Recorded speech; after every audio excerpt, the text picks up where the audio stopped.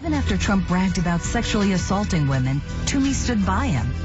On women's health, both Trump and Toomey would defund Planned Parenthood.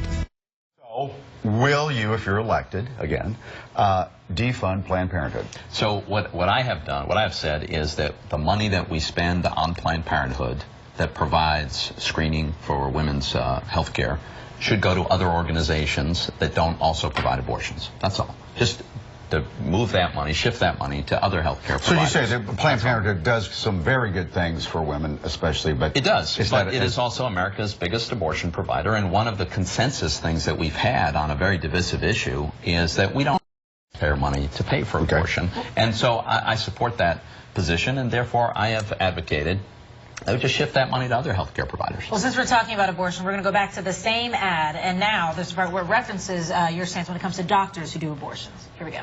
On abortion, there has to be some form of punishment. For the woman? Yeah. I would suggest that we have penalties for doctors who perform them. Pat Toomey and Donald Trump, too dangerous for Pennsylvania women.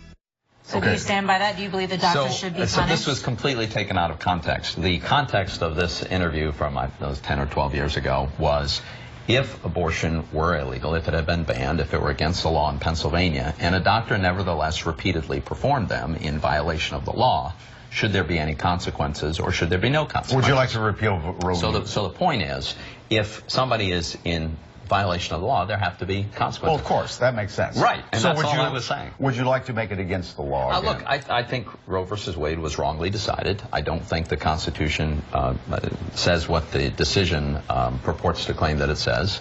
And if it were not, but now it's also settled law and has been for 40 years, and I get that. Yeah. But I think it was wrongly decided. You're going to vote for Donald Trump? By the way, you know, it's